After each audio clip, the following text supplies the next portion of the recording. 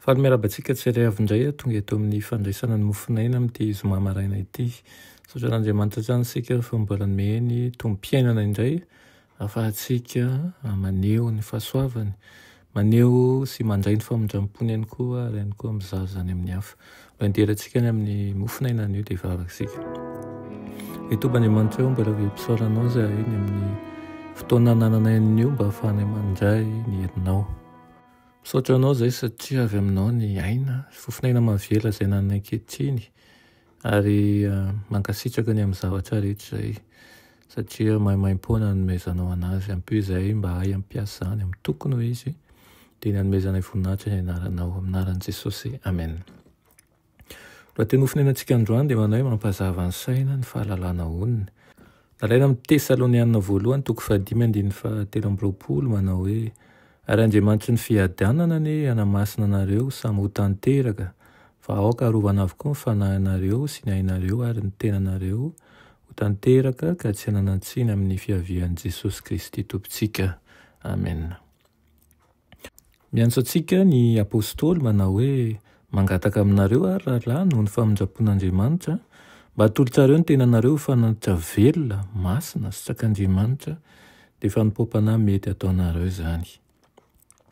Rehefa ataontsika fahazarana ny fomba fihinana sy fisotro izay mampiena ny tanjantsika ara-batana sy ara-tsaina na avelantsika azo vahana ny fahazarana mitondra voka-dratsy tahaka an'izany dia manala baraka an'Andriamanitra isika satria tsy tanterahantsika ny fanompoana izay takiny amintsika.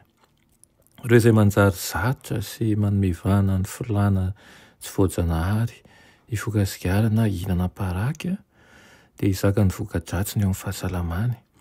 Manimba ary tena manimba tokoa ny angovo-pitatitra eo amin'ny tenan'izy ireny ary mampiena ny herim-batana sy manimba ny herin-tsaina ihany koa.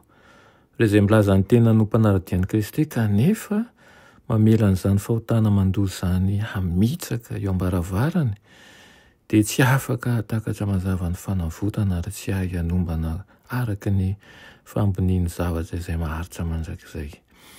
Ny saina izay takona zoan'ny paralisisa noho ny zava-mahadomela dia mola resin'ny fakapanahy ary tsy afaka hanana firaisana amin'Andriamanitra. Ireo mifoka sigara na mihina paraka dia voatarika mora foana ho amin'ny fisotro toaka. Ny andro tokony mpisotro toaka eto amin'ny firenentsika dia ny fifohana sigara no sarika azy anao an'izany. Izay milaza fa tsy mampaninina azy mifoka sigara dia ahatsapa ny fahadiso-kevany raha rarahana tsy hampiasa an'izany mandritra ny andro vitsivitsy izy ireny. Eo amin'izany ny fitatra izay mangovotra ny aretina an-doha mihabetsaka lasa mora kizitina ihany koa. Izany dia anaporofo aminy fa manandevo azy io fananara-pofeny fahotana io. Resiny sigara ny herin'ny sitrapony.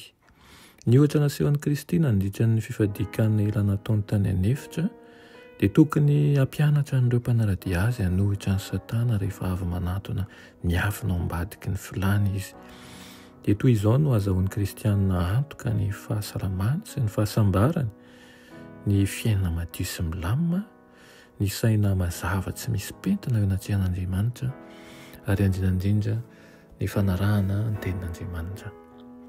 Ny fomba fiainantsika tokoa izany ary mivavaka ho antsika tsirairay avy izay mbola voageja ao anatin'ny fahazaran-dratsy mba hanana rispo ary akentsika ampelantanan'Andriamanitra mba ho afaka amin'ny fatorana rehetra ny isika. Amen. Itoba Andriamanitra mbola misaotra anao ny amin'izany fampatsiahivana anay izany. Ampio izahay mba ho afaka amin'ireo fahazaran-dratsy rehetra atokana sigara na paraky. Mangataka aminao mba hamangy ny tsirairay, mangataka aminao mba hanovo hery ary ampirisika mba hanananay ny ambipo rehetra ahafahanay miala ao anatin'izany. Anaran'i Jesosy. Amen.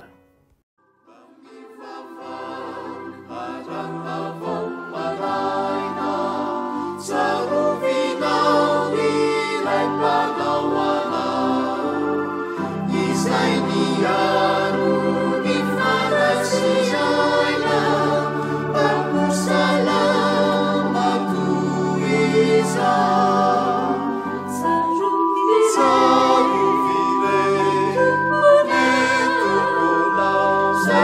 Alleluia.